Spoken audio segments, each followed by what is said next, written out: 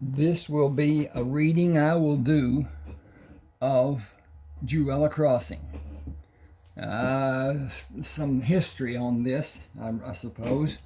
I wrote this first, before I wrote Joshua and Joshua's Way, which is a prequel both to this. And drove a truck for a long time, all the time, coming through Shreveport, Louisiana. And there are two streets there. One is Hearn Avenue, one is Jewella. And from those two streets, I took the name of Jewella Hearn. And she is a love interest of the third son, second natural son, third son by adopting the middle son, of Joshua Crammer. Anyway, she was a friend interest to begin with, which turned into a love interest. And so at any rate, he would go to visit her, and her brothers would shoot in his direction. And so it was termed to be Jewella Crossing. He was crossing the gauntlet to visit Jewella. And they would spend time never alone, always out in the open and above board, whatever. But this is the beginning of the story, where they were progressing down to a place in what is now Texas. At the time it was Mexico. Joshua had a grant of 2 plots of land from the Spanish crown, not from the Spanish king, but from the dons of the court. And he has stood in jeopardy of being sought out to be a traitor to the crown for the longest time. So he's always looked for a place to be that he's not in jeopardy, he's not in danger. And so he left Charleston, South Carolina after his service with the Spanish, and went to Charleston, West Virginia, and was forced to leave there and went into the territory of what is now Ohio and Indiana, and purchased land from an Indian who had the rightful chance and responsibility and whatever to do that. And he did make the purchase. The Indians were leaving that part of the country, and they were going to be with their friends in Canada, so that to have the wherewithal and needed cash and whatever to make that journey, he sold land to Joshua. Then it was made into an Indian reservation, a territory, therefore Indiana. And he and his family and the family that lived near him were requested to leave by the government. The request was not amicable. It was an order. It was not a request, but it was done as a request, with circumstances being what would be initiated did they not leave in the given time. And Elsa had just given birth to Heath. She was not in good health, with a failing heart, and nevertheless made the trip into Arkansas. So anyway, this is the beginning of the ending. At any rate, White froth. Whoa. This thing just jumped me. Back up here. This is you can see the back of it, I'm certain. Along with the picture Jewella crossing. It does some of the weirdest things, but at any rate, it's cheap, so I can't say a whole lot. I had a cursor problem. I finally figured out that I could make it bigger and change the color even. Didn't know I could do that, but anyway, live and learn. I am not a technical person whatsoever, to a degree. I understand some things and some things I don't, but anyway. All right, here we go again. White froth fell from the mouth of the dusty black mule. His head hung low, swinging from side to side with each labored step. He staggered, pitched forward, and fell onto his side against the legs of the larger mule. Red dust, covering the trail in the southwest region of Arkansas Territory, rose in a puff billow and settled over the unseeing eye of the lifeless animal. The second mule welcomed the delay of the slow progress of the two wagons, came to a standing halt, dropped its head, and closed its eyes. Joshua Crammer pulled on the reins to slow his team as they approached the ragged band of people who were moving north toward the small trading post called Hope. Joshua shouted to the people in the lead wagon, "Can I do anything for you?" With a look of disbelief, the man dropped the reins and stared miserably at the fallen mule. Sitting beside the man on the open wagon, a woman with trails of dust-caked tears held a dirty blanket which covered their 5-month-old son.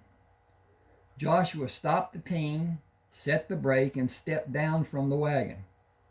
Walking slowly toward the first wagon, he stopped and shouted, "You are welcome to anything we have, anything you may need." The man did not move, continuing to stare in anguish at the stricken mule. Attempting to gain the man's attention, Joshua made a broad sweep of his arm and pointed back to his wagon. "Anything you may need that we can spare, you are welcome to share." The man stared in utter shock at the dead mule, unaware of his surroundings, seeing only the latest heartache which slammed into his life. Excuse me just a second, I got to take on this stuff. See what my progress looks like. Looks to be okay. Have to do that. Can't talk to the phone, it's not on. At any rate,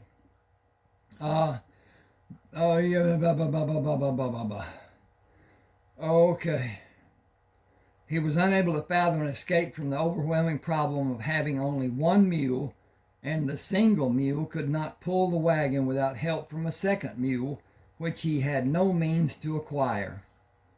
Flight from the murdering band at Ward's Creek to a distant safety ended with the collapse of the stricken mule. Despair gripped him, and he continued staring down in utter disbelief at the prone animal. He did nothing to indicate he heard Joshua or attempt to move from the wagon seat. Cautiously, Joshua eased the leather loop from the hammer of his handgun. "Did you hear me, mister? We will help you if we can." Utterly surprised, the man jerked his head up to look at Joshua. His expression of anguish became recognition of friendship, then relief as tears clouded his vision. After a long pause, he regained his composure and moved from the wagon to shake Joshua's hand. "We'll be obliged for some water. We've been afraid to stop to get any." John Kerr came from his wagon with a flask of water in his hand. "What you'uns be feared of, that you'd pass up drinking water and you'd kill that mule." Kindness left the man's face as he turned his attention to John. "Killers, murdering thieves, men without a care for anyone's life except their own." His voice became higher pitched and even more menacing. "Men you are going to meet if you go on south of here." He looked at Joshua and lowered his voice. They would as soon shoot you down as look at you. They live to rob and kill, and Texas ain't no fit place for a sane man to be. John squared his shoulders and raised his chin in pride. That's whar we uns be headin'. Be showin' care for care and meetin' 'em on this way left to meet 'em. You uns be welcome to go or come as you pleases. So be we uns. Gonna make a home in Texas and live out the days. We won't be turned by ary show from a bunch what ain't God-fearing men. Gonna protect ourn and give them should be M. Excuse me just a second while I correct this with a back.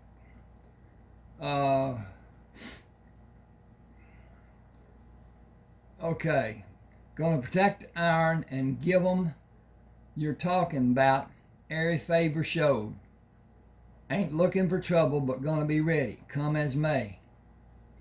The man flushed with anger and glared at John. You talk big while you're close to people who can help you.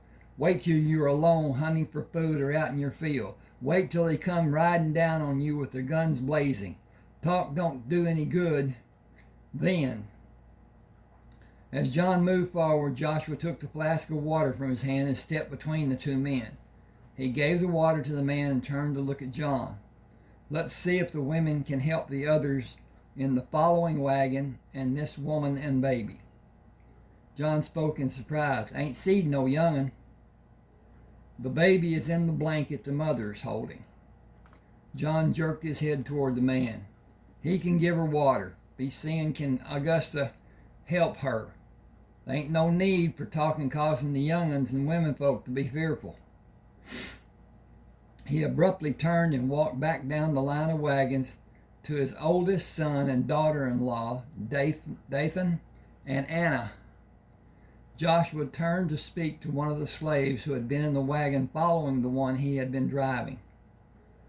He saw that most of the slaves who had no responsibility for the care of livestock or wagons had left their places and were standing in a semicircle behind him. Jimenez, have water brought for these people and their animals and have a fire built.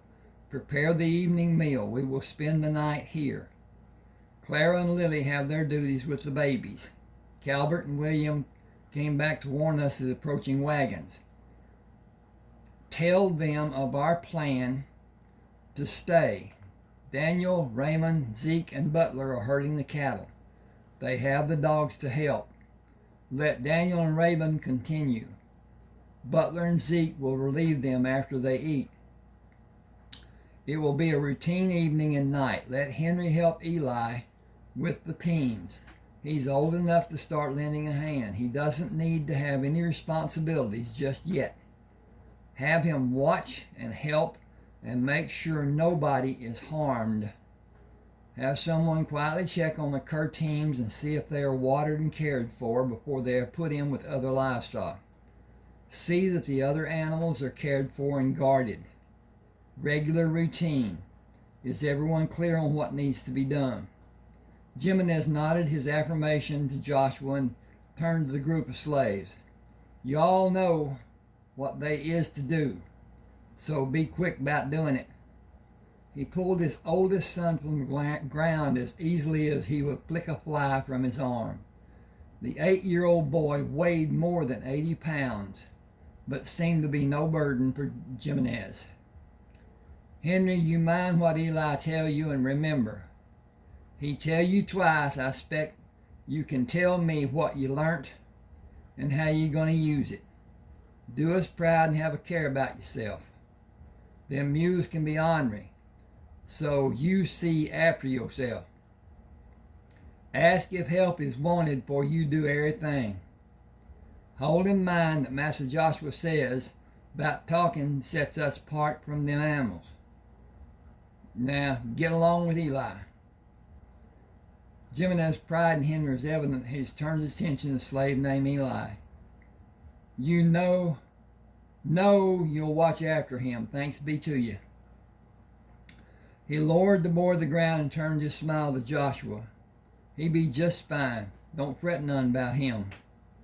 Joshua purchased Jimenez after the slave was injured in an exhibition of his strength. A wager by his owner, followed by an accomplishment strength by Jimenez, and his owner became richer. The man forced Jimenez,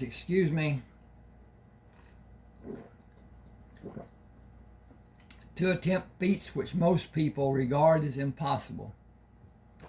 He regularly did them with an ease of strength and grace that belied his lack of bulk for such difficult tasks. On this occasion, his owner, On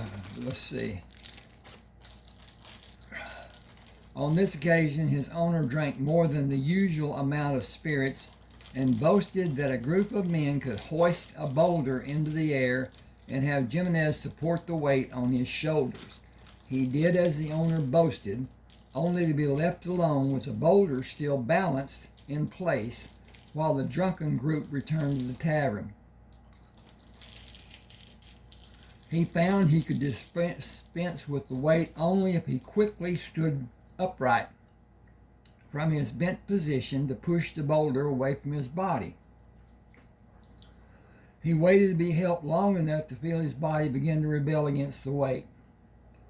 Jimenez began to fear his muscles would cramp, and he would fall forward from weakness to be crushed by the boulder.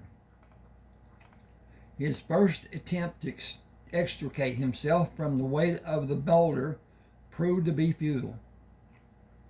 He underestimated the force needed to bring his body into a standing position and propel the boulder away to free himself.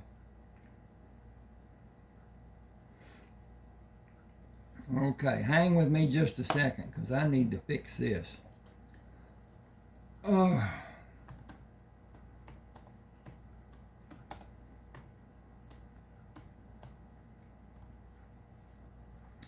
Okay, I changed that. He underestimated the force needed to bring his body into a standing position and propel the boulder away from his body to free himself. He returned to his previous position. He returned to his previously bent position with the boulder on his back, balanced by using his hands and arms. His second attempt succeeded in removing the boulder from his body, caused him to lose his balance and fell backward, striking his head on the boulder. The back of his scalp was split open. He was unconscious and bleeding when his drunken owner came out of the tavern. In his stupor, he judged Jimenez to be completely worthless for his purpose and sold him to Joshua for the price of a drink and $10, commenting that the slave would cost more to repair than he was worth. The man needed to continue on his way, and the time needed for Jimenez to recuperate from the head wound would be a harsh burden to tolerate. His usefulness was compromised and his value was nullified. Therefore, the price of another drink and $10 was a fair barter.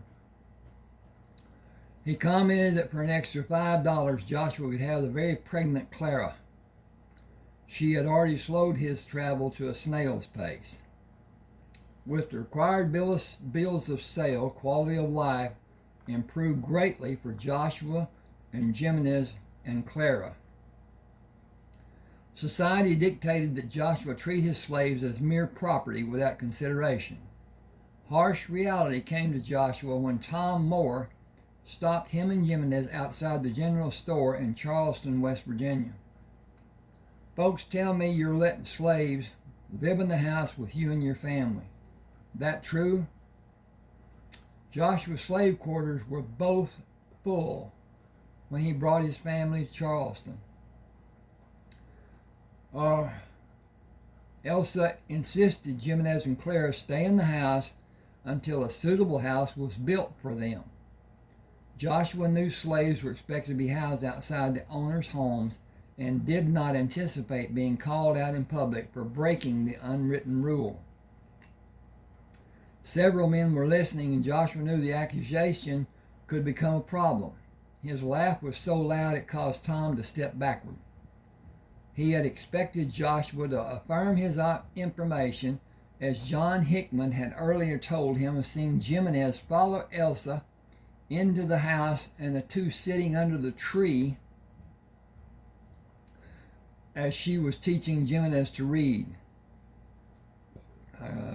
Anyway, it was feared that an educated slave might bring harm to the slave owners or might lead to open rebellion. Anything feared was simply not allowed, and Joshua was forced to convince the people in the town that what was told was an untruth, or he and Jimenez were both in grave danger. We have outbuildings where the slaves are housed. No decent white person would allow a slave to be in his house for anything more than to do the chores. Your place is big, but it's just a farm. What do you do with all them slaves? Work, feed, and clothe them, mostly. I make items to sell and do very well. What do you do with your slaves, John? Well, I work, feed, and clothe them, same as you. I just don't do as good as you do by only farming. But that's all I know how to do. Costs near about as much to take care of all that's needed to farm as the farm makes. One of mine had to have a doctor 2 years ago and about wiped out all I made that year. They say crime don't pay. Well, farming don't either. Everyone laughed and the crisis was averted. Joshua spoke to the slaves with kindness and treated them as individuals under his care without the harshness some owners openly flaunted. He was constantly questioned, even criticized about his kind treatment of the slaves. Jimenez held authority when instructing and overseeing the other slaves. He was 23 when Joshua bought him and had just seen another year of his life begin in the previous month of March. In 1831, slaves were not usually treated in a manner that would allow the recognition of individualism by celebrating a birth date. Joshua knew the dates of each person's birth and tried to make the occasion as enjoyable and memorable as it could be for all the people in his care. Joshua's caring manner made Jimenez feel more as a relative to Joshua than his slave. Their relationship was one of owner and property in one sense, as society dictated it be, and mutual trust in another sense of family. Joshua often made his wishes known to Jimenez and left the procedure to Jimenez's discretion and directions. He carried the brunt of the responsibility and never faltered in accompanying any task he was given or he determined the need for. Joshua dreamed of the 2 parcels of 1,152 acres of land, of Texas land, which was granted to him by the Spanish government in Mexico. He planned to make Texas his home and raise his children there. Yet here were people who left their dreams that were shattered by renegades who were terrorizing the northeastern area of Texas. The outlaws acted without threat of reprisal. The only existing law enforcement was paid by the people of the sparse settlements, and even though the problems of outsiders were a concern for them, they held no solutions for those problems. The safety of the townspeople was foremost, and the sheriff offered no help to anyone who did not live in the town. People not living in the town were known as outsiders, and the townspeople expected them to handle whatever problems emerged in whatever manner might be needed. It was rare that the people of the town interceded in what was considered to be the other party's business. For safety, the families of John Kerr and Joshua Crammer joined and left Virginia to settle in the territory of Indiana. 3 years after they moved, the territory was divided into the separate territories of Ohio and Indiana. The land Joshua and the Kerrs were on was in the newly formed territory of Indiana. The federal government acted on a civil petition for the territory to receive statehood. All land in the south portion of the territory was set aside as Indian land. People of any race other than the Indians were told to move with whatever they could carry. There was no compensation for the loss of land or property. They were given a mandate to leave or be arrested. Elsa delivered Heath only weeks before the order to leave was given. Issues concerning her health were of no concern for the military, and travel was the only solution for the order. Elsa appeared at ease during the first part of the trip until they crossed the Arkansas River and left the trading post called Little Rock. She became feverish the 6th day out and died before they reached the doctor at the settlement of Hope. Joshua buried her Sunday afternoon. The following morning resumed the journey to Texas. The time for early planting in Texas was already past, and the need for food to sustain the families safely through the winter was of deep concern for the travelers. Grieving was a short-lived commodity in frontier life, and Joshua had the responsibility of the lives of his 2 sons, 58 slaves, and 9 people in the 2 wagons John Kerr borrowed from Joshua. Courtesy and common sense dictated that the journey should continue without delay. Jimenez's wife, Clara, cared for Heath and her 5-month-old son, Ezra. She secretly suckled Heath when Elsa suffered a high fever and her milk ceased. To relieve Clara from the hardship of nurturing both babies, Joshua bargained for a dairy cow at the Hope trading post. The cows he brought from Indiana stopped giving milk 10 days after the people left Indiana. Clara insisted that she could continue nursing the boys until Joshua purchased canned milk to provide Heath with formulated milk. She suckled Ezra and fed Heath with a bottle of the milk. Augusta Kerr and her oldest daughter, 10-year-old Mary, came to the wagon and took the women and the baby back to the confines of their covered wagon. Augusta shook her head at Joshua's questioning look. "Won't know nothing for a spell. Come tell you when I do." She threw her head to the side in reference to her husband and other man and woman. "Leave us be for a spell. Terrible what's been did to her. She's done suffered about all the body can abide." Joshua caught the husband's hand as he moved by Joshua to follow Augusta and his wife.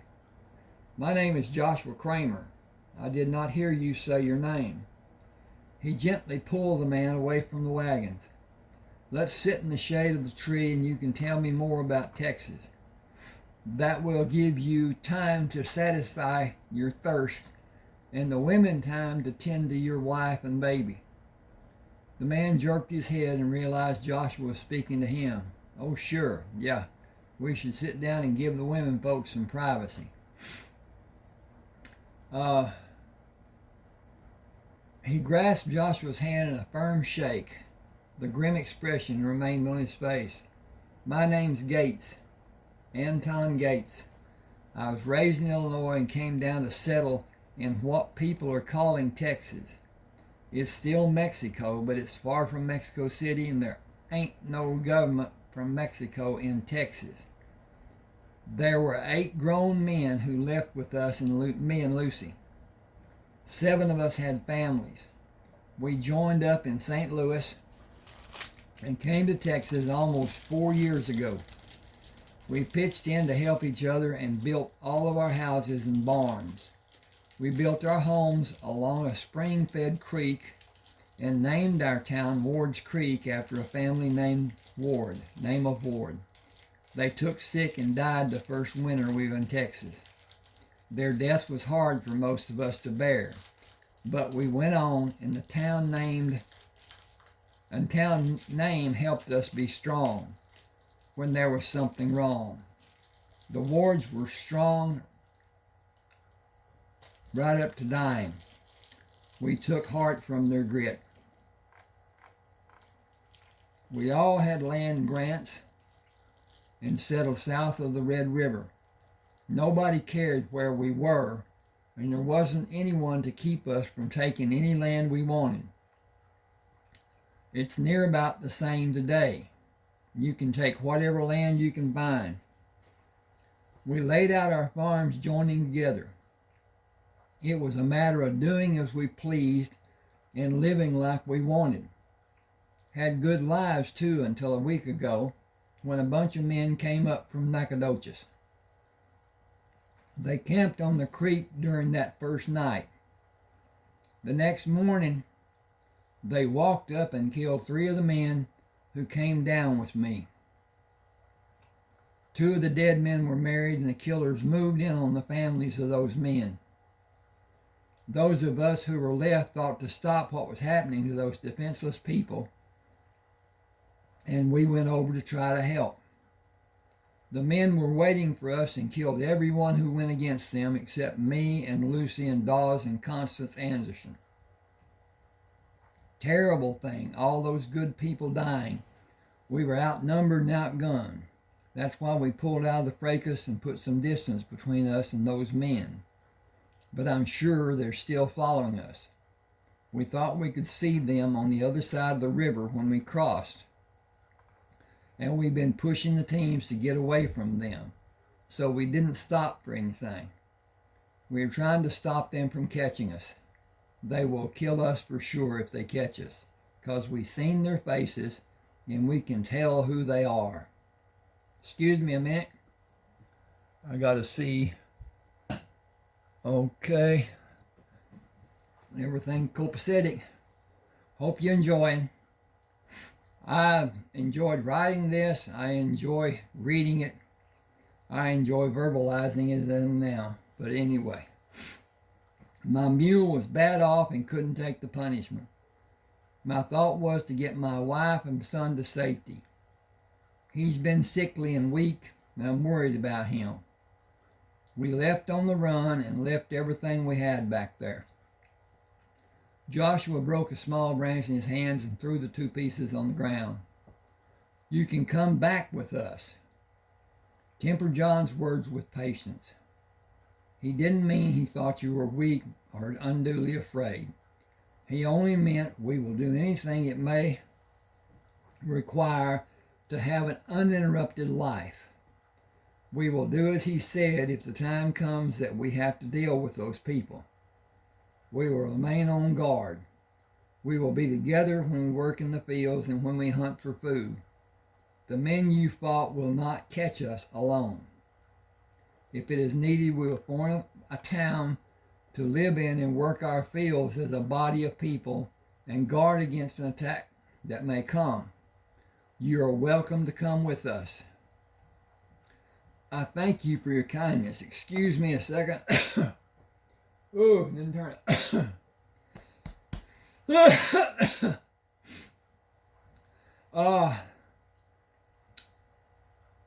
I thank you for your kindness, but I'm going back to civilization. If you can see your way clear to sell me a draft animal or 2, we will be going north as soon as we can leave here. There isn't anything in Texas. Hang on a second.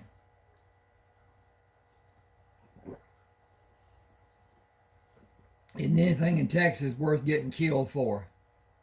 I have family in Missouri. I'm a good carpenter and a fair blacksmith. I can make my way in almost any town. He paused and looked at Joshua and looked away. Joshua saw his questioning look before he could before he continued. It was a mistake for us to come down here. We never should have left St. Louis. We should have stayed where we knew what we had. It was my wife's dream to come down here. Some cattle drovers came through telling about the majesty of Texas. She got the fever to have all the glitter that life in Texas was told to have, and nothing would satisfy her except moving. Now she's ashamed that we have to go back. Except for her foolish pride, I don't know why she can't just meet people's stares and be glad we're still alive. What those people think of us don't measure up to hill of beans. We left everything we had in Texas, but we got away and we're still alive. We can start over and still have a good life. Joshua studied his book. Men can pick up and leave and then rebuild. People have to have possessions to be able to hold on something solid.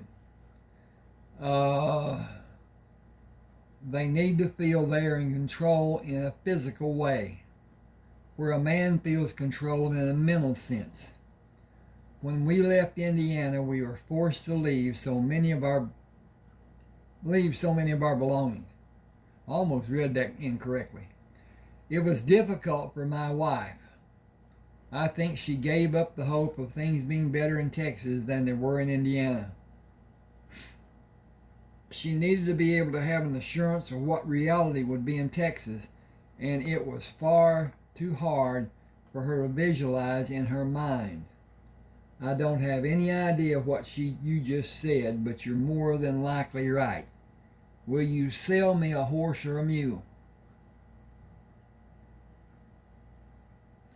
I think I'll need all the animals I have when we're settled in Texas, but I'll probably be able to buy a replacement. What can you pay? Gates' expression became darker as he pondered the newest problem he was forced to overcome. I don't have anything to give you except my place in Texas. If you would take it, I'd be glad to be rid of it and rid of any thought of going back that my wife may have. You would be doing me a favor by letting me have the animal and the peace of mind that we can't go back. No matter how crazy my wife may get, we can't go back. I'll give you a bill of sale for everything that I left: land, house, barn, animals, and tools. There is a sawmill and a forge. You're welcome to all of it, lock, stock, and barrel. I don't want to ever be reminded of Texas, the problems I left there. I'm glad to be done with it. Those men we got away from are only a few of the bad men in Texas. More will come when you are known to have something they want. Bandits come up from Mexico and rob and kill and go back to be safe in Mexico. There is no law to protect anyone north of the Rio Grande. If you do not have an army of your own, you are more than likely going to be killed. Mr. Gates, I will not allow anyone to say that I took advantage of your misfortune. I'll gladly let you have a mule, and if you give me a dress, I'll send you a yearly payment for your possessions until we both feel that the debt has been satisfied. You don't need to worry about paying me. You need to worry about how you're going to defend yourself against the men who are still there, and more than likely the Indians ain't going to like more white men coming onto their land. You haven't had any problems with Indians, we have not had any problems with Indians, but as more people come in, they are sure to get upset and feel some kind of threat. Those men will be on our place or somewhere close by. If you can save the property and everything I worked 4 years to have, it will be payment enough. He looked down the line of wagons and looked back at Joshua. I don't want to wonder if you're killed while you're trying to get the men off the place. We planted crops to have foodstuff for the winter. If those men haven't torn it out of the ground, you'll have more than enough to get your people through the winter. I planted fruit trees, but they haven't made anything to speak of yet. Should have a good crop from them next year. Peaches, apples, pears, cherries, and grapes. I am so sad to leave so much, but our needs are greater now than they were. I had no desire to go to Texas, and now I'm sure leaving is the best thing. Anyway, we need 2 oilskin ground cloths, a couple of blankets, and something to trade with along the way until we get back to St. Louis. If you can spare a bit of cash and the mule, then we will be even up. I can let you have the oilskins and the blankets, but I can only give you $20. It is all I can spare. $20 will be plenty. It will take us some time to get back to St. Louis, and I can find work along the way. We have all we need. I have planned to breed the Jenny mule and have babies to give me the mules I needed in the years to come. Now I'm afraid she may not make it to St. Louis, being worn out from running to get away from those men. Will you consider trading? Joshua searched Anton's face. If you're sure it is what you want, I will. All I can give you is another 7-year-old mule. The young ones have not been broken to ride or trained to pull a wagon. I have older mules that are able, but I will not cheat you by bargaining for them. Will they get us back to St. Louis? They are strong, but may not live more than 10 or 12 years. They will stand the strain of pulling your wagon to St. Louis easily. It will be a deal then. My wife has said all along how ignorant I was to trade for the Jenny, because she is not as strong as a jack mule. Now she is alive and the strong jack mule is dead. A man has to do the best he knows how, and now we have to go back and face people and tell them how we ran from killers in a land they all told us we could not live safely in. Could not live safe in. Who? Mr. Gates, what you do with your life and what your wife is, and with your wife, is your own business, and I can see why you feel the way you do. I have 2 sons I take great pride in. They are the light of my life and the only reason I had to continue living when my wife died. You can see Sherman. He is the 5-year-old sitting beside the woman. That's Clara. She is the mother of 3 children and the legal wife of Jimenez. He's the man giving others instructions. I rely on Jimenez. I rely on both Jimenez and Clara to keep my world balanced. Lily, the other woman, is sitting on the wagon seat holding Heath. He is my youngest, and the 2 women care for my sons in every way that his natural mother would be doing if she had not died less than a week ago.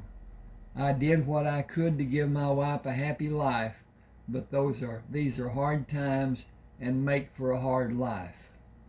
I would like to talk to you on a personal level, but I have no desire to get into your business.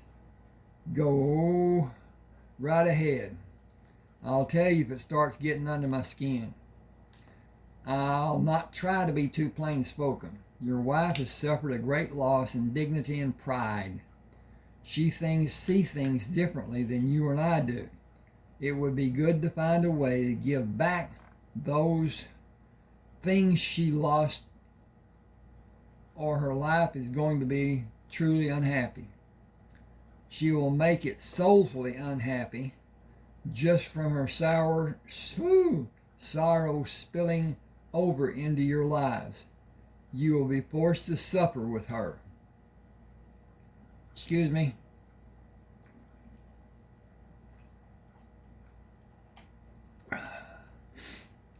I don't really know what you're getting at. I can tell from the way you talk you've had schooling, and you more than likely know what you're talking about. But I'm a simple man, and I can't help what Lucy's lost. I can't go back to Texas, and I can't help her. She's got to get along the best way she can, just like I do. My mistake was going to Texas to try to satisfy her, and now I have to face the people who told me not to go. She has to too.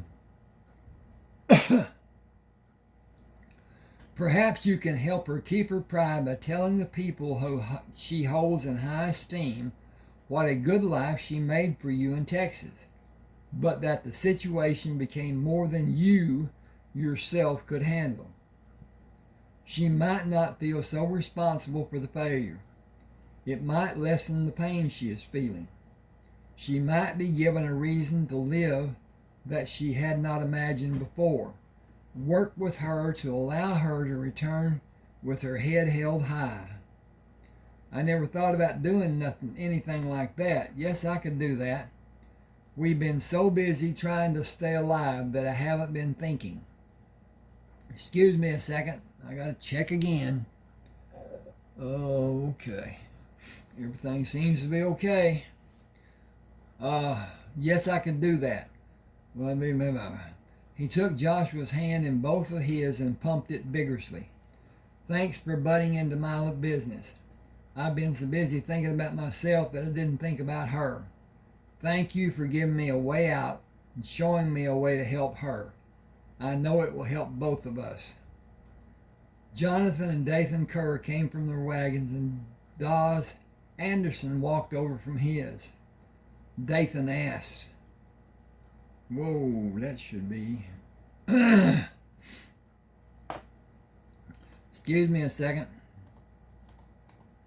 Da da da da da. Okay. What I'm going to have to do is pull it up here. Go back there. Delete from here. Okay. Now. Yeah, won't let me. Okay. Alright, I need to do this different.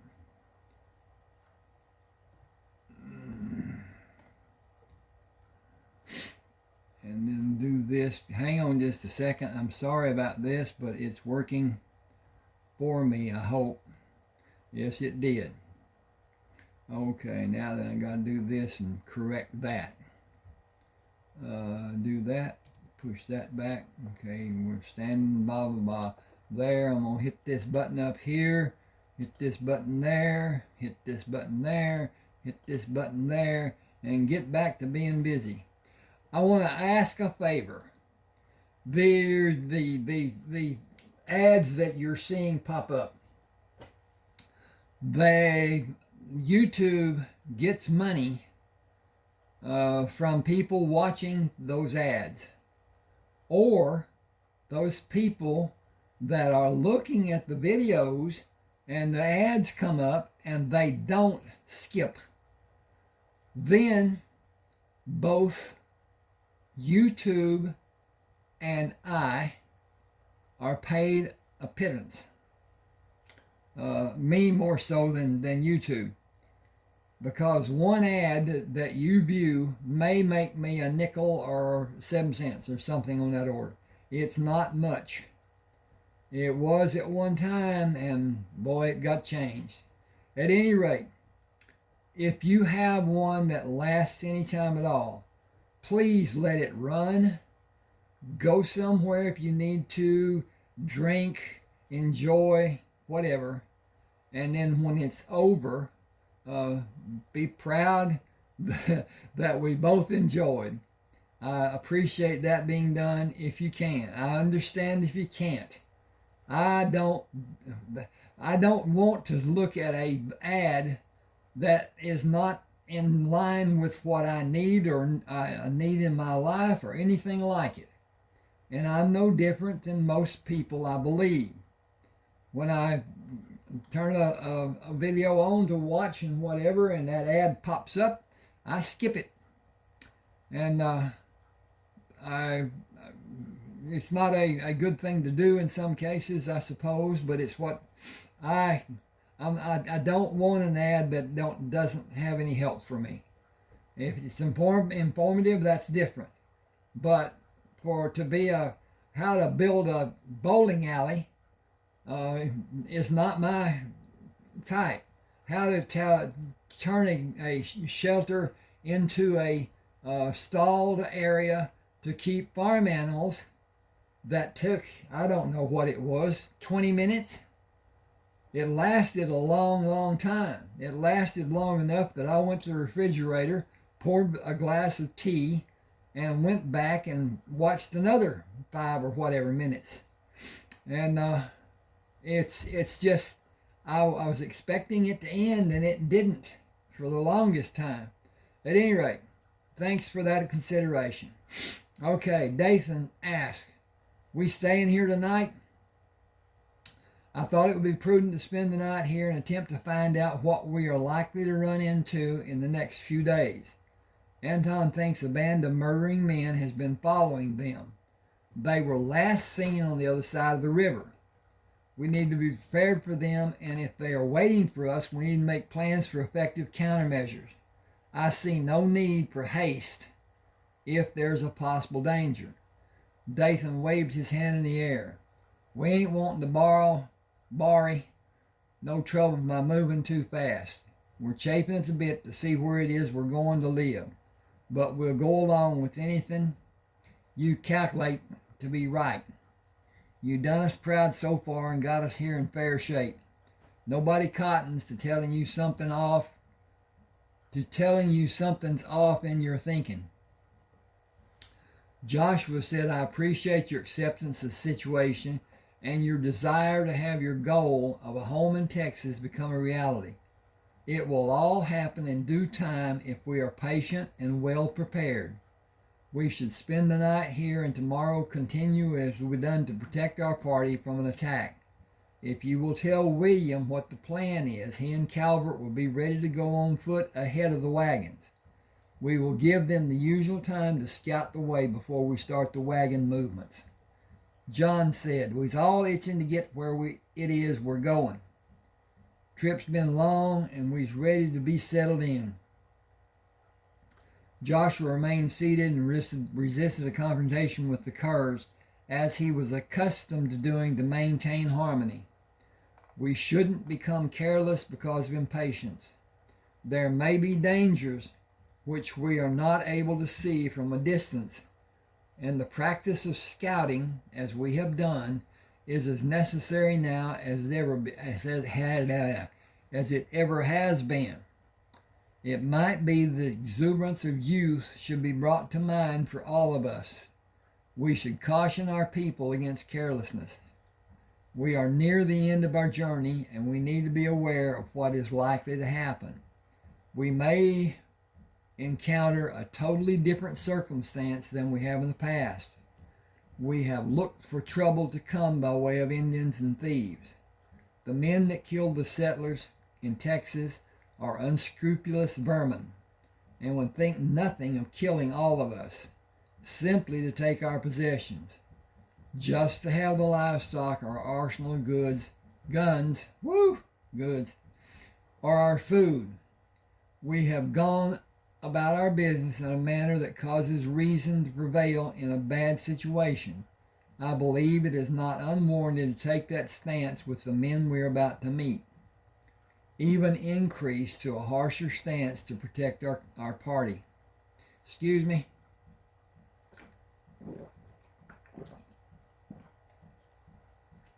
Dathan's eyes grew more cold and savage than his usual expression. Thinking shooting first and asking later be best.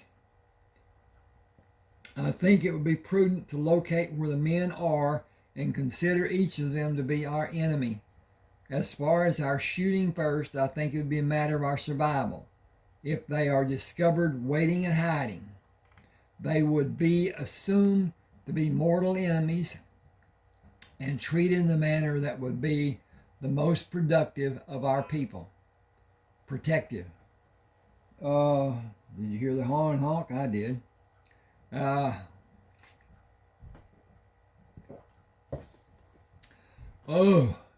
Excuse me a minute.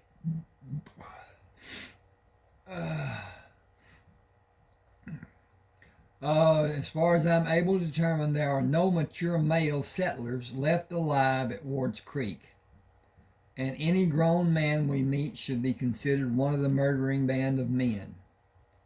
John Kerr was his usual sullen self. What we be going there for? We can find Summers safe, than where these people come from. Why are you borrowing more trouble? Joshua answered without meeting Joshua's hostile gaze. Those men will probably wait until we have established our homes and move against us on a later date. I think it is wise to rout them now and eliminate a surprise attack by them later. We will be sending a message to the others that we are ready for a fight and not easily caught off guard.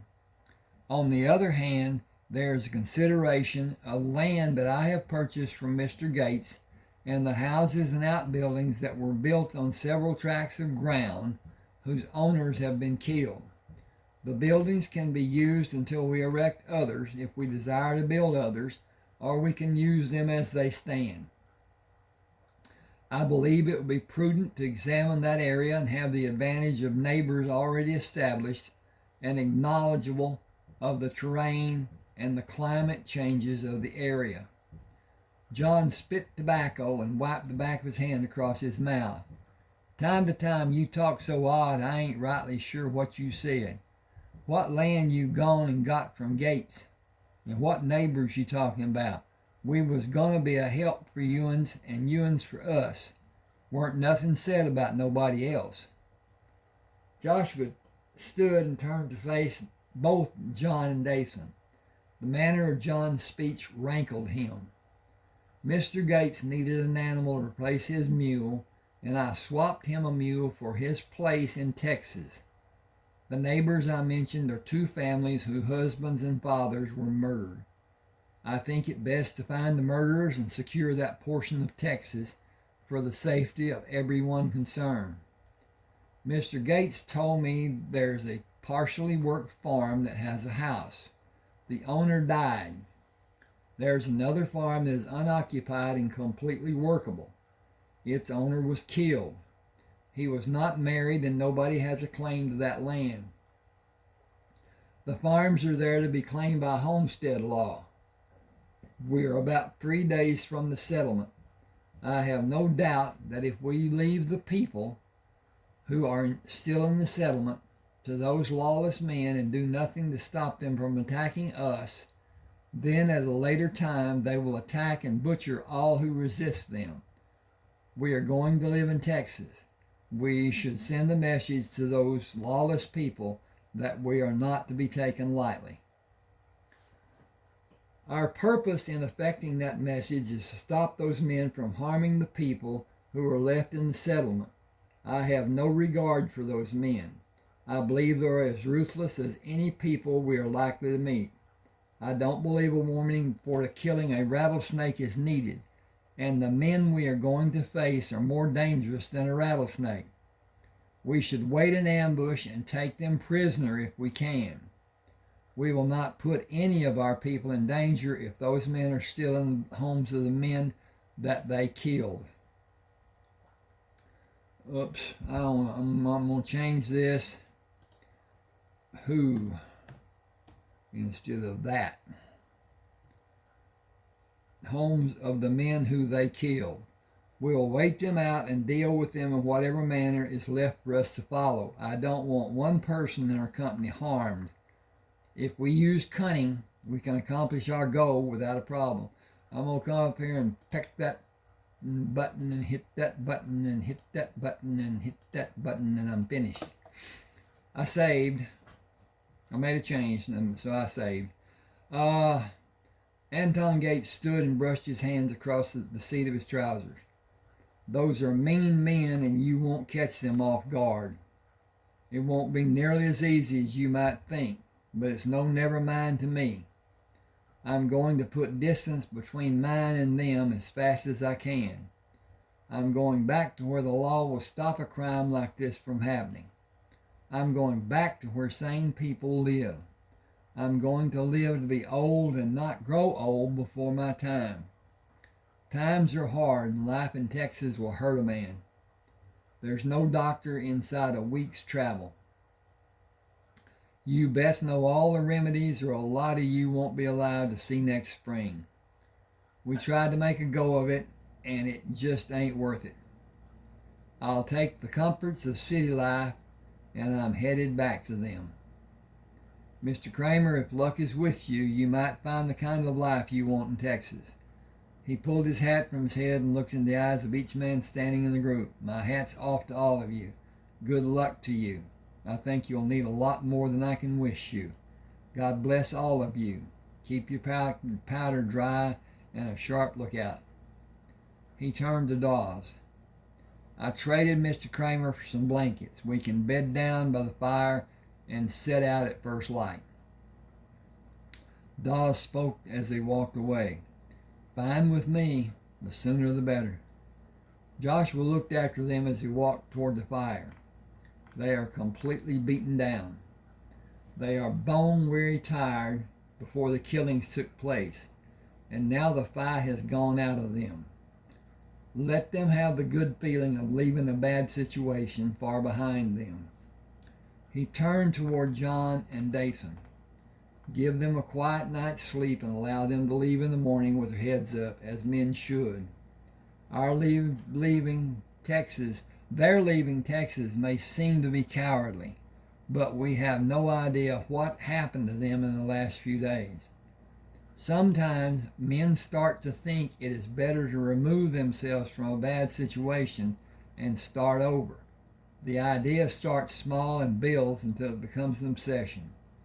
Something triggers a release and the obsession becomes reality. I believe that is what happened in Texas. We should learn from their experience. We should remain vigilant. If we are ready, there can be no surprises, and we will never face the situation they have experienced.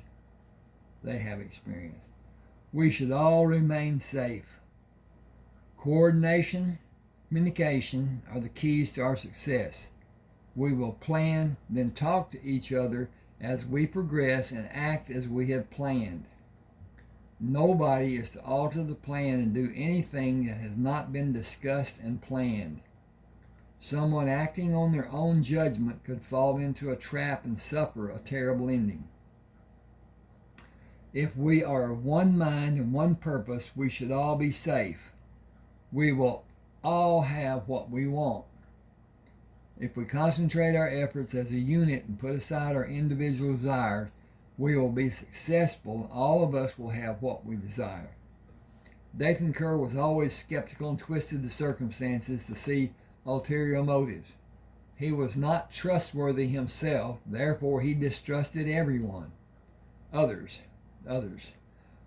Why'd you trade the mules and blankets? We need 'em once we get to where we're going. And why'd you take t'other piece of land? Ground. We ain't hardly got enough hands to tend the 3 pieces we're gonna have. Anger swept over Joshua at the hint of jealousy. He reminded himself that excluding William, the men in the Kerr family were at their best surly and distrusting. They were strict isolationists and resisted any outside influence, which nullified any education above the limit of Kerr family teachings. Excuse me a second. I gotta look at this again. I'm recording with a telephone on a stand at a table and doing the best I can.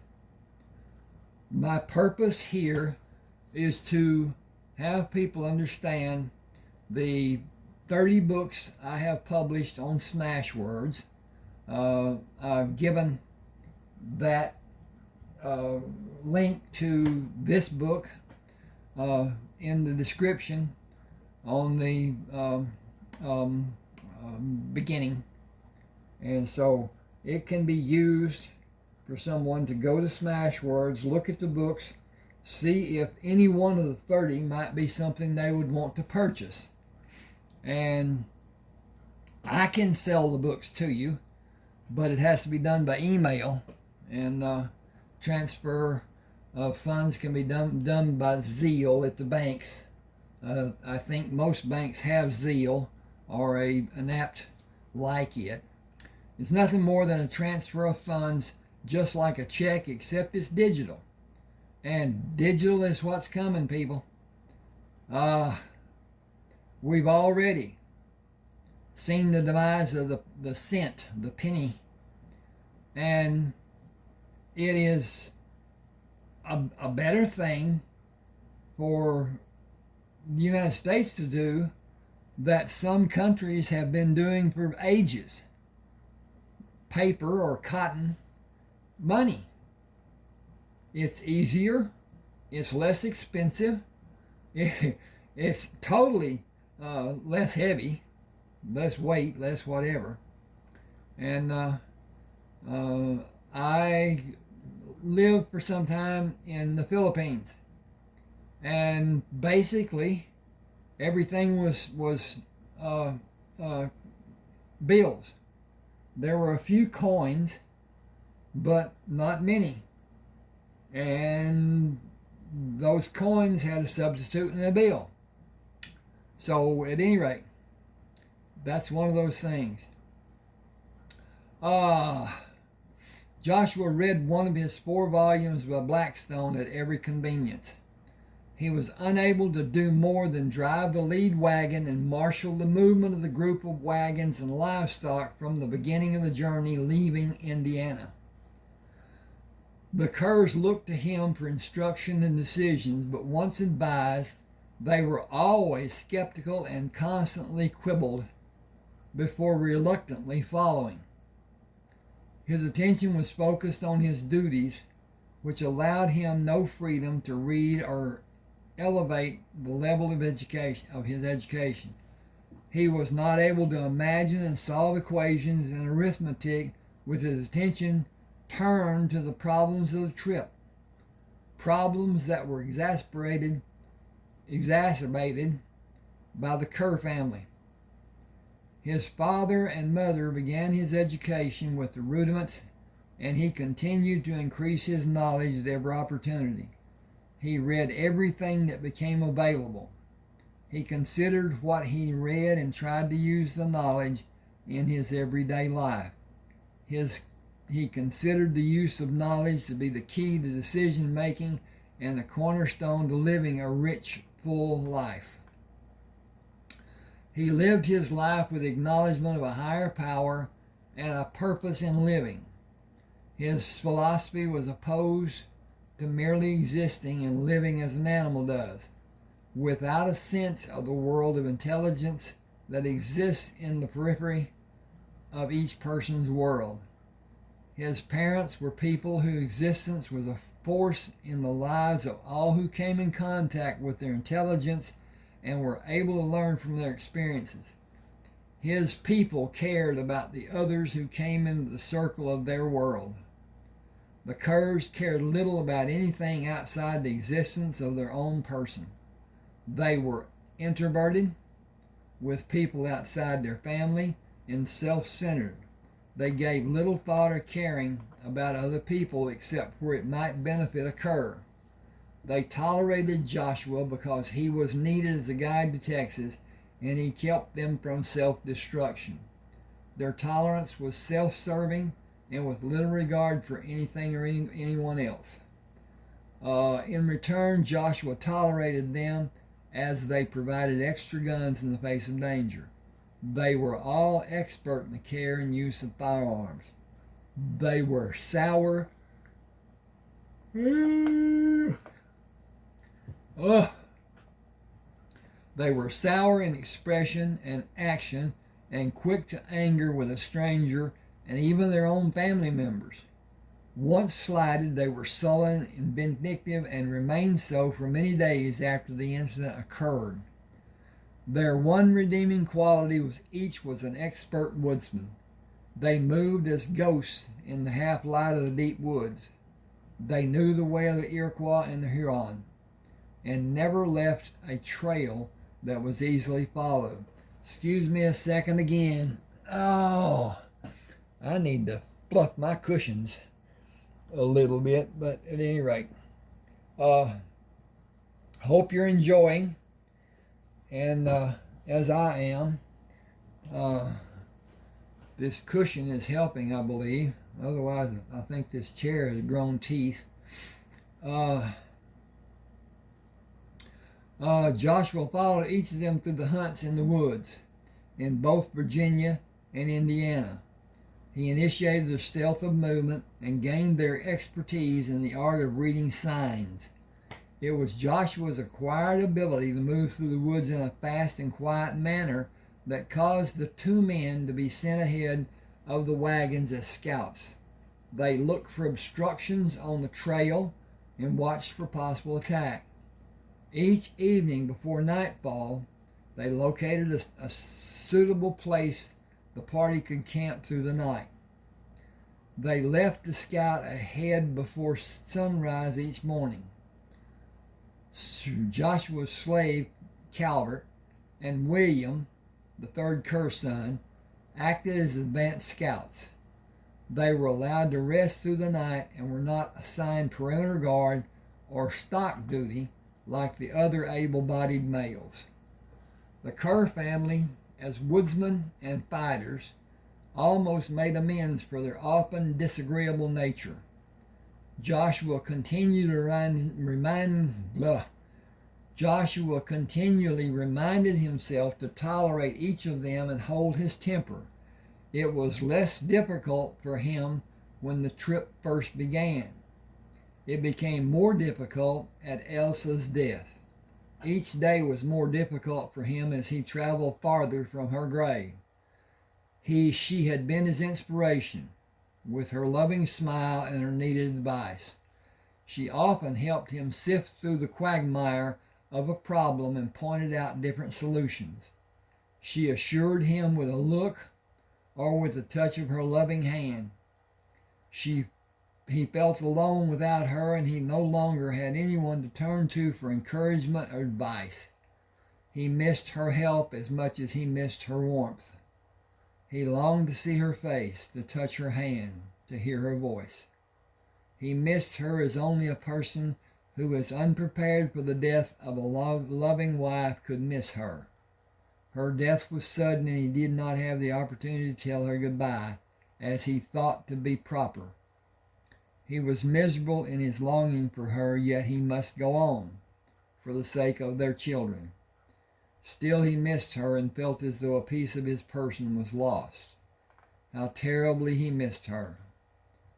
Joshua spent a large part of his adult life as a lost soul after he served and fought for Spain aboard many ships and in many battles, and the death of his first wife and their daughter. At 43, Joshua was 21 years senior to Elsa.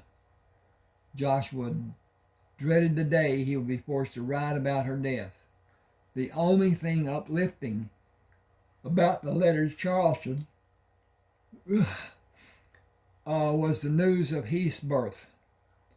He was glad the trip was taking all his efforts and attention. He started writing many letters in his mind and discarded each idea for all of them. He was no closer to formulating the letter than he had ever been, but it was drawing from his mental strength as he needed to relieve himself of the stress. He would fulfill the promise he made Elsa and accomplish the task at his earliest convenience once they were settled in Texas. He continued the conversation with the Kerr men. You saw William when he and Calvert came back to tell about the approaching wagons. The trip has taken a toll on all of us, but those two men had the worst of it. It is unnerving to act as an advance guard. They deserve our thanks and whatever sleep they can manage. We're not far from our goal. I will remind William and Calvert to be particularly careful before they start again tomorrow. If Anton Gates saw the men following him, we may find them somewhere on the trail ahead of us. William and Calvert need to be extremely careful and move slower than they have become accustomed to doing. We want to accomplish our goal, but with everyone safe. We need to meet those men as a body of strongly armed and organized men, not as careless victims. Excuse me, boy.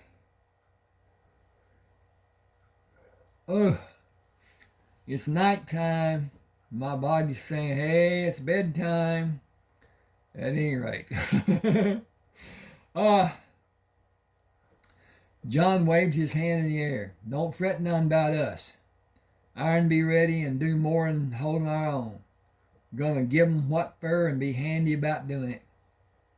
Joshua considered the older cur's limited mental capacity, recalling the time that John or Dathan had spoken harshly to another person and instigated a quarrel on the journey from West Virginia to the Indiana Territory, and later during the move to Texas.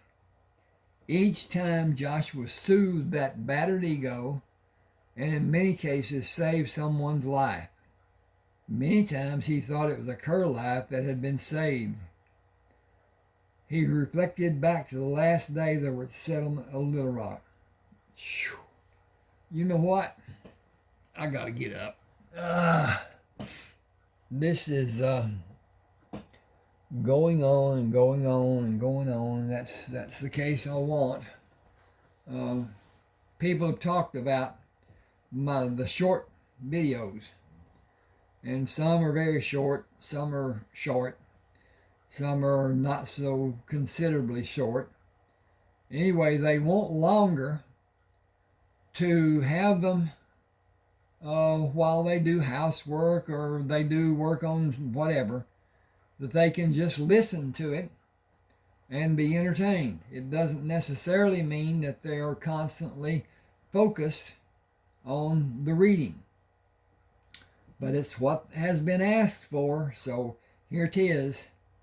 And I have some that are 15 minutes, 30 minutes, 45 minutes, hour and apart, 2 hours, 2.5 hours, and whatever. The 2 hours, 2.5 hours is what they're asking for.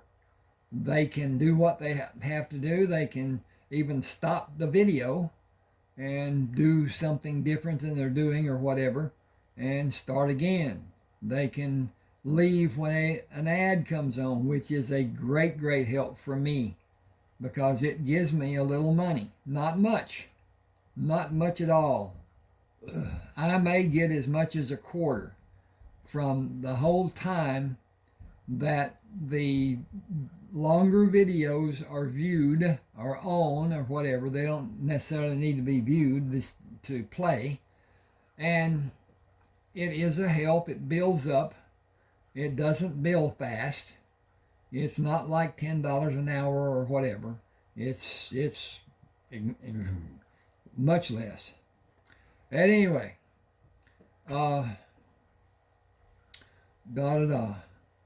Okay. He reflected back to the last day they were in settlement. Okay, I already wrote that. Now, John spoke to the proprietor of the Little Rock trading post for a length of time. They talked about the trail from Indiana, the river crossings, the weather, and other things that were related to the journey. As the proprietor relaxed and John became more comfortable in the conversation, he questioned the origin of the name of the trading post. 'Twas a man daft. 'Twas a man daft. Where be 'at name come from? The proprietor did not show his anger and graciously went on. It was a Frenchman named La Harpe. He first saw a large boulder and a distance away down the river, a smaller boulder on the river banks. The big one is across the river and about 2 miles upstream near a waterfall. He called it Grand Rocher, and the smaller one Petit Rocher. The French word Petit Rocher, French words, means Little Rock in English. Excuse me.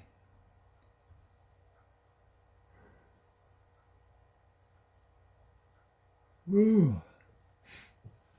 Oh. Okay. The waterfall was always noisy, so he built his home here and built a separate building to trade with the Quapaw Indians before his death.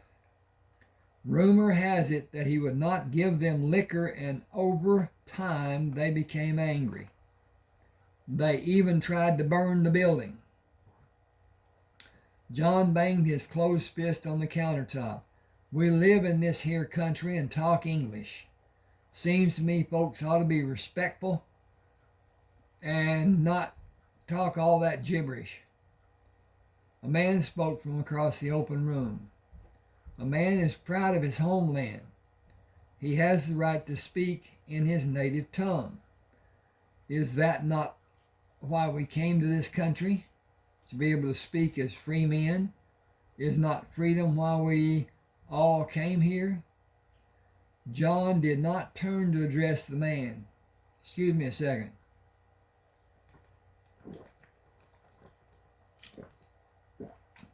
I was born here. Be proud of it.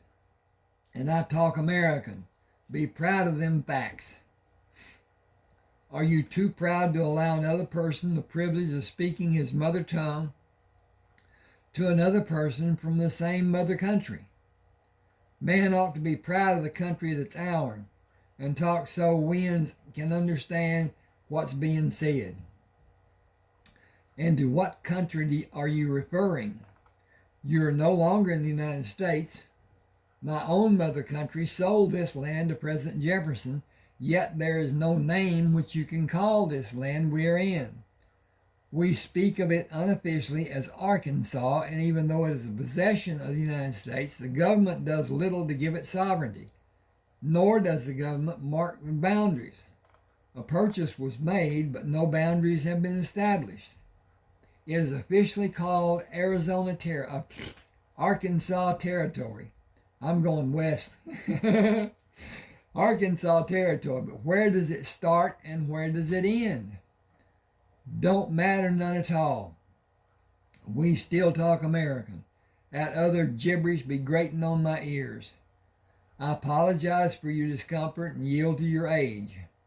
I found English difficult to master. The form is so different from the Romantic languages. John bristled at the mention of his advancing years. What Romantic language? Spanish, Portuguese, French, even that which is shared by many of the tribes in the north and west. The Sioux language has flares of poetic influence. It is guttural, as German dialects are wont to be, and it has the ringing tones that lead one to envision a poet reading from his journal. How'd you come to know that much? Why, I find language to be different cultures interesting, and I am fluent in more than one language. John interrupted. What's that mean? Blue. He stammered. That you said. What's it mean? The man's manner angered John. He grew more upset when the man smiled and said, Fluent shows the ability to speak a certain language. A person may not have the complete mastery of the language, but a certain command that allows conversations between two persons who are able to be understood by each other in that form of speaking. Ooh.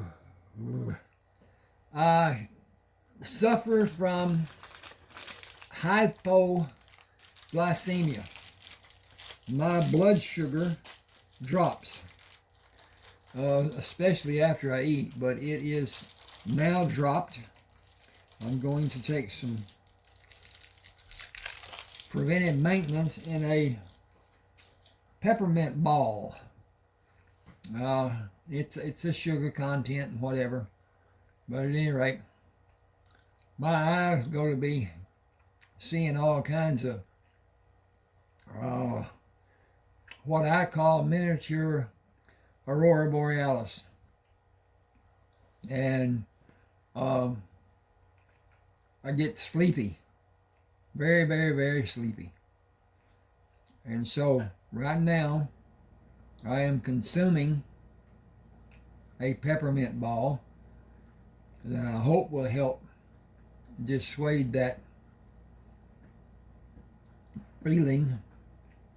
But at any rate, okay. Joshua moved beside John as he finished speaking, put his hand under John's elbow, and pulled him toward the door of the store. We need to see about the wagons and prepare to leave. He gently guided John toward the door, then stopped, released John's arm, and turned to the proprietor. Do you have canned milk? Just got in 2 cases. Haven't set any out yet. How many will you be needing? Canned milk has so many uses. I'll need a case if you will allow me to purchase an amount that large. I'm here to sell anything in the store, and I have no worries about how much you buy. Your money is as good as the next man's. I could use both, but I hesitate to take all you have when someone may also have a need. I admire your thoughtfulness, but you needn't fret. Most folks coming through here aren't able to buy much of the things they want, and only about half the things they need. Take what you want and welcome. Nobody will be any sadder. Maybe jealous, but that isn't your lookout. You want both? I would appreciate having them. I'll have to get them from the back room. He pushed through the curtains leading into the storage room. John left the trading post, grumbling about foreign people, and busied himself with the wagons. The proprietor pushed through the curtains and put the cases of milk on the counter. 24 cans to a box. Sold 48 cans. That'll be 50 cents. Excuse me a second.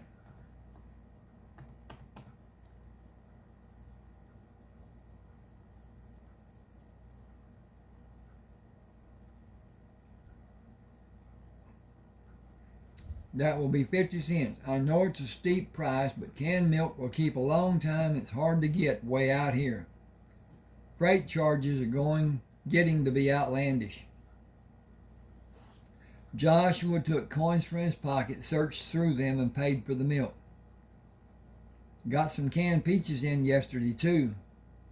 They're always a treat for the young folks. Of course, they're a high price, too. He looked around the store and turned back to Joshua. Are you kin to the man who just went outside? No, we are only traveling together. He put his hands on the counter and leaned toward Joshua. I try to stay out of body's business, but I have to thank you for coming in when you did. If the talk had gone on and got worse, there might have been a killing.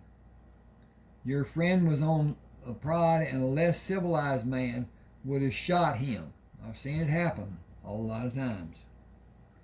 I'm going to jerk this gob. Oh, yeah. Maybe that's the long one that's been bothering me. At any rate, I cut my own hair, and I formed a habit after the COVID was done, which I think was a sham. I don't believe for an instant that what was done that was supposed to protect us was of any benefit, and I think in some cases it was detrimental. At any rate, that's not the story. John is not educated in either the academic or the worldly sense. He is rough in his manner and in his speech. If a person is acquainted with him and saw that they were about to meet on the same side of the street, it is likely that the person would cross the street to avoid meeting him.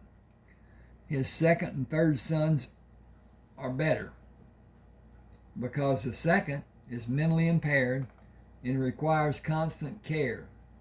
His third son is less argumentative and abrasive. He is more adept as a woodsman than anyone I have ever seen. I am able to use stealth in the woods. William is a master. He is even quieter in his movements than any Indian I've encountered. More than that, he gives a thought to what he does. He is caring and considerate. Those are characteristics which were lost on the others of the Kerr family. John's eldest and youngest sons are worse than John. His grandsons, though young, are even more so. There have been incidents in the past that caused me to wonder how they might ever have reached maturity, or how the children will. With that thought spoken, I must say that they are excellent woodsmen. I believe their gruff manner is made up for by that trait. I take no responsibility for either of them. I hope it is welcomed that we are leaving this afternoon. There have been times when some of the local people wanted to hold one or another of the clan to stand trial. It was later learned that the offense was committed by someone other than the Kerr family. There has never been anything of a truly serious nature, just some ruffled feathers stemming from a damaged echo. John has his rough side, but he is not an uncaring person. I apologize for him and hope you can justify his manners as those of an unhappy soul. He has his hands full in attempting to keep his family going in the same direction and out of trouble. A man his age should be living a full life and have his children helping him. Instead, John is tormented by a member of the family. Tormented by his family. If one of them is not able to initiate a problem with someone else, he is prone to agitate a member of the family into a squabble. It is a sad fact, but a fact no less. Excuse me a second.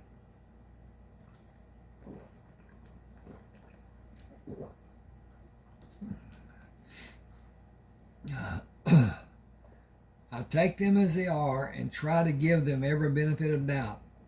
It is difficult to muster that much doubt at times. I see the turmoil in their lives each day and avoid every incident that I am able to avoid. I feel certain that someday something will happen and there will not be someone to smooth things over between the hostile members. It will become uncontrolled and there will be bloodshed. It is a situation that I live with because when trouble comes, the Kerr family will be more than ready to fight. Okay, we will be somewhat isolated from the Kerr family's troubles when we settle in Texas. We will see them some days because they will be our neighbors, but we will be able to leave them with whatever their problem may be and escape to the safety and solitude of our own farm. We will be leaving now. I apologize for whatever may have occurred here before I came in. He turned to the Frenchman who had been speaking to John, nodded his head in recognition, and left the store. It was John's good fortune that the man showed a restraint which prevented a problem. A lesser man might have escalated the encounter and demanded a payment of satisfaction from John for the personal attack. It was no small matter when a man questioned the integrity of another man.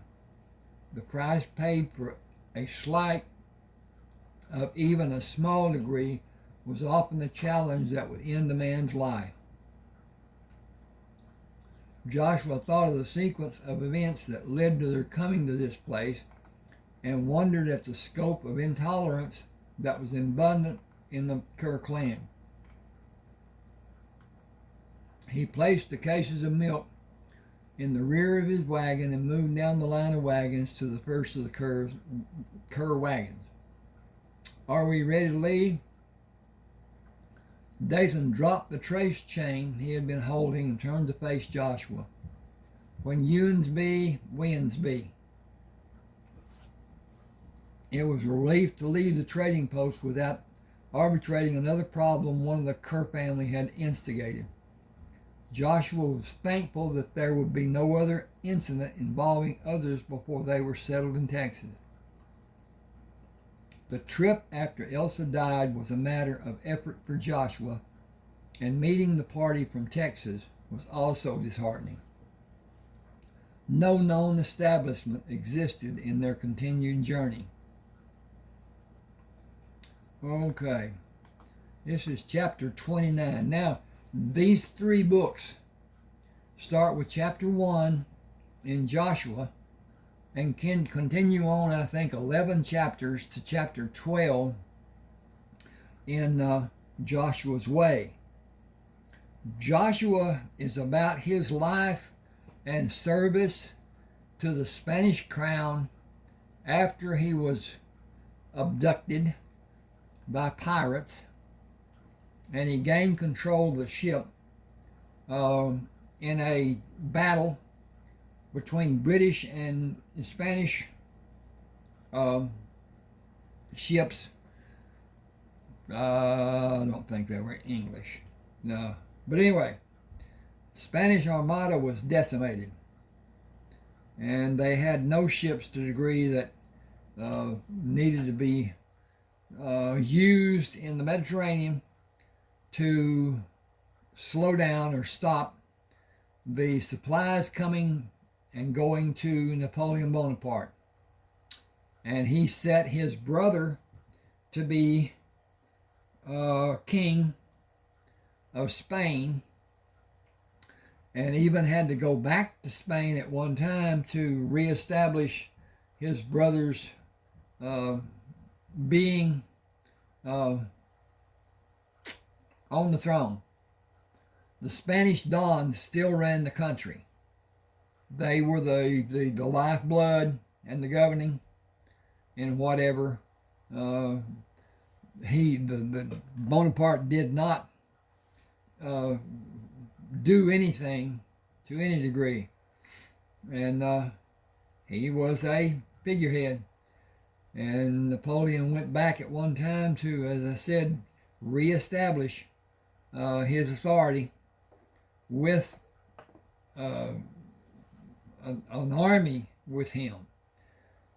So at any rate, Joshua was given a well-built, well-equipped ship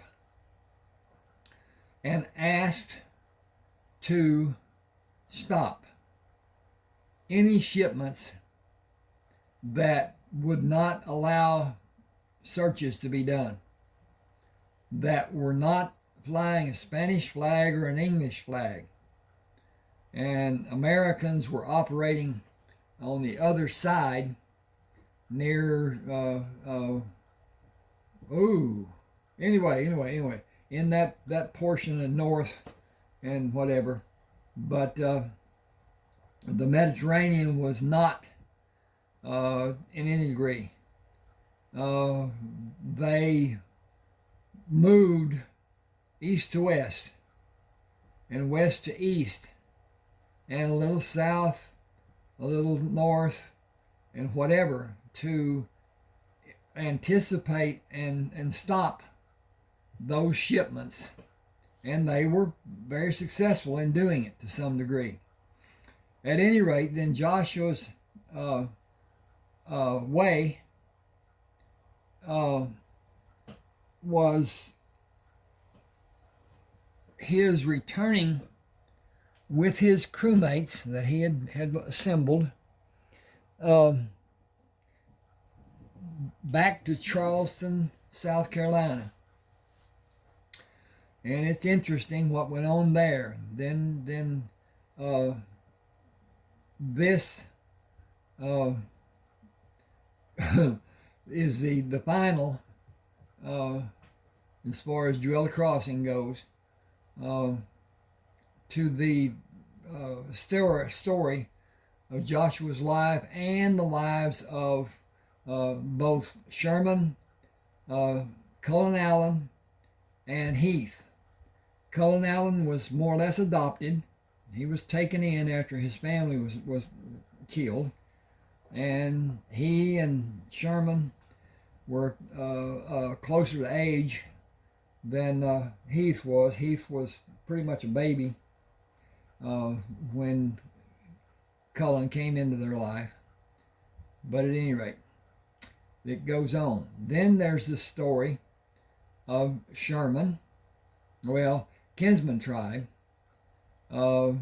is actually Cullen Allen and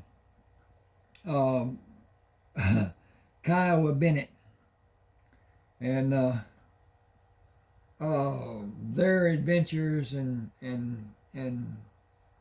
what they did to live. At any rate, then Sherman, then Heath, and all of it together is about the lives of the Crammer clan. Okay, now Dathan looked at Joshua in awe. You lose your woman and you talk about the luck you had? How come you ain't cussing God and saying how bad you been did? Why, Dathan, look at all I've been blessed with. The weather has been favorable.